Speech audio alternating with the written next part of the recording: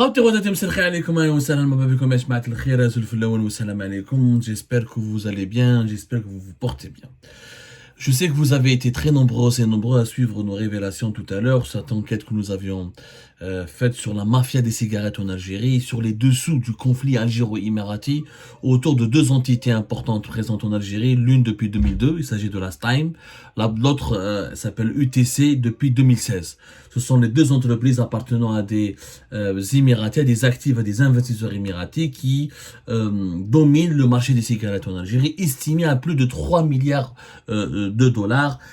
C'est des estimations au bas mot, minimalistes, parce que beaucoup d'autres experts et connaisseurs du marché parlent d'au moins 4 milliards de dollars, avec au moins 1 milliard de dollars qui part dans la contrebande, les réseaux informels, la revente sous le manteau et le trafic des paquets de cigarettes. Les autorités algériennes, depuis 2022, essayent d'éjecter l'Émiratis du marché algérien. Clairement, l'État algérien ne veut plus que les Émiratis continuent à produire, commercialiser et distribuer des cigarettes en Algérie. On va dire que c'est son droit. Le problème, c'est que l'État algérien ne tire pas leçon de ses erreurs. Il y a une manière de gérer les conflits avec les investisseurs étrangers. Il y a une manière de se séparer de ces investisseurs. Il y a une manière aussi de négocier, de dialoguer avec eux pour revoir certains contrats ou certains marchés. Yanis, l'Algérie a perdu beaucoup de procès en arbitrage international. Ou lequel l'affaire, le marché des cigarettes, les deux sociétés émiraties, si le bras de fer continue comme ça va finir en arbitrage international et je vous assure que l'État algérien va laisser beaucoup de plumes. Il va subir une défaite terrible. Le problème, Winra, l'État algérien ne conteste l'exclusivité qui est accordée aux Émiratis dans la production et la distribution et la commercialisation des cigarettes. Le problème, c'est que l'État algérien mélange entre plusieurs paramètres. Les Émiratis sont présents depuis 2002 à travers une société qui s'appelle la STIME. La STIME, tout à l'heure, c'est la société algéro-émiratie de fabrication de tabac. Elle était partenaire de l'anciennement appelée la SNTA, Société nationale des tabacs et allumettes, qui est devenue depuis 2016 le groupe Madar. Le groupe Madar, déjà 1000 fois, etc., qui a repris les actifs de la SNTA et qui est devenu un grand groupe public, le CRB, il est dans l'hôtellerie, il a repris les usines de fabrication de sucre tel le groupe Mazous, le complexe de trituration et des graines oléagineuses et de production de l'huile, t'as Nutritis, t'as le groupe Coninev, il a repris d'ailleurs pas mal d'activités, pas mal de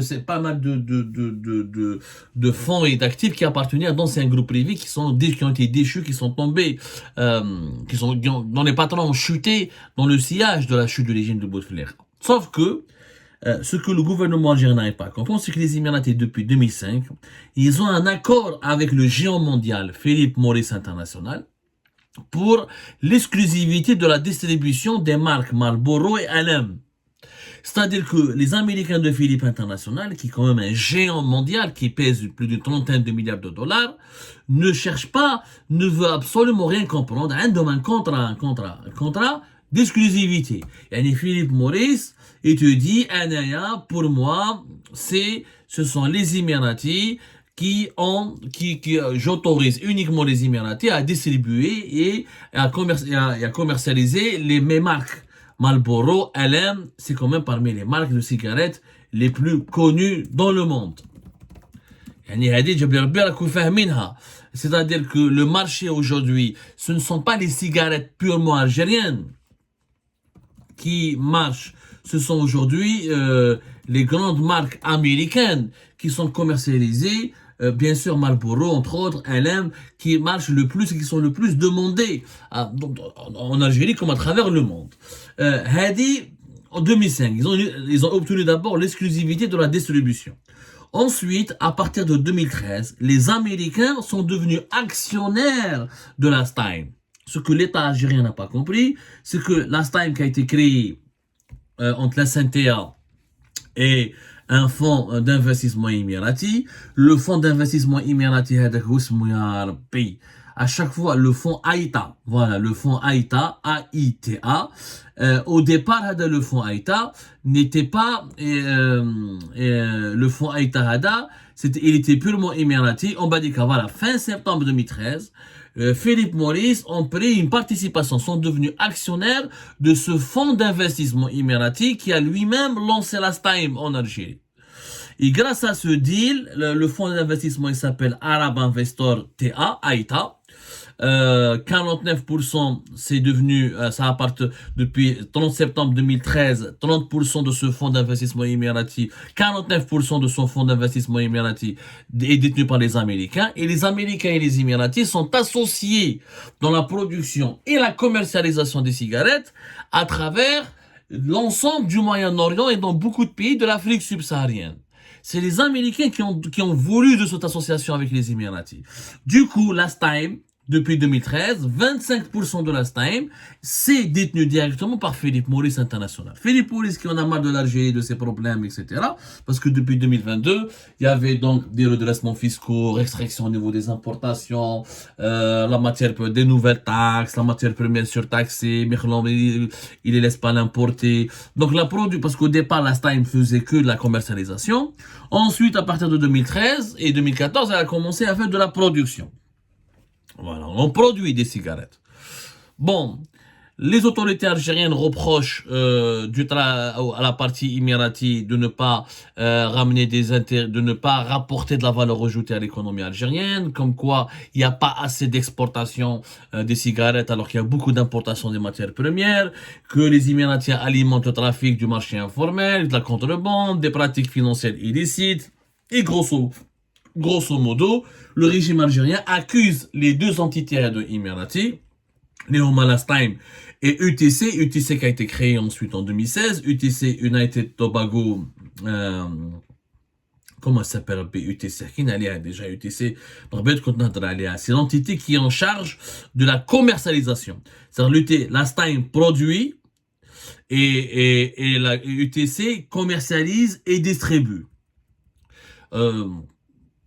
Du coup, les autorités algériennes estiment voilà, United Tobago Company, que l'UTC comme la Staim sont devenus les vitrines des lobbies politiques au service des intérêts émiratis. Et comme il n'y a plus de valeur ajoutée, comme l'Algérie donc ne veut plus de ce partenariat, elle estime qu'elle est perdante, ils veulent éjecter les Émiratis du marché des cigarettes pour que le groupe Madar, le groupe public Madar, reprenne lui-même intégralement la gestion, la production et la distribution des cigarettes.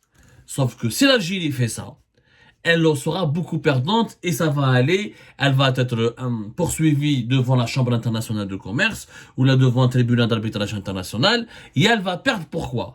Parce que la Madar n'a aucune exclusivité, n'a aucun accord avec Philip Morris, n'a aucun avantage avec Philip Morris et il n'a pas les autorisations nécessaires. Madar peut reproduire la production des cigarettes algériennes.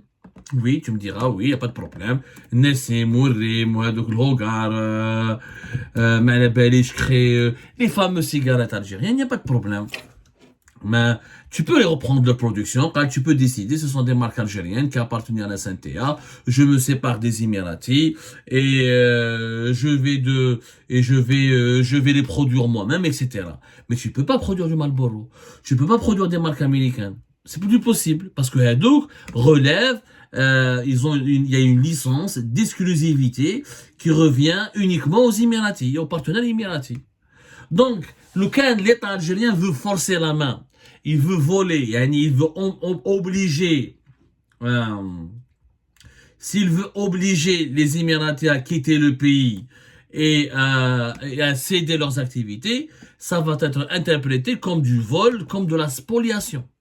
Je dis bien comme du vol et de la spoliation. C'est pas autrement. Ça n'a pas un autre nom. Tu as un investisseur étranger qui est venu, qui t'a ramené un grand groupe mondial qui s'appelle Philip Morris, qui lui a donné une exclusivité avec lequel les Émiratis, la Staim, les Américains sont devenus actionnaires. Et le fonds d'investissement qui est derrière la Staim, qui a lancé cette activité en Algérie depuis 2002, et lui-même associé avec les Américains, avec le groupe Philip Morris International. Donc, tu peux pas lui enlever cette activité. Tu as mis à part, sauf si tu interdis, l'Algérie souveraine, elle ne veut plus, il y aura plus de Marlboro en Algérie. Si l'Algérie, demain, tu dis, je veux plus de Coca-Cola, je veux plus de Levi's, je veux que du Hamoud Boualam ou là, du production locale. C'est possible. Mais ça sera, il y aura un préjudice pour l'économie algérienne. Est-ce que l'Algérie peut se permettre de fermer entièrement son marché à un célèbre produit qui est mondial, qui n'est même pas américain? Marlboro, c'est mondial. Je contrôle demain, je veux plus de Coca-Cola. Je veux plus que les Algériennes boivent du Coca-Cola parce que je m'entends pas avec l'associé qui fabrique du Coca-Cola en Algérie. Ça n'a pas de sens. Ça n'a aucun sens.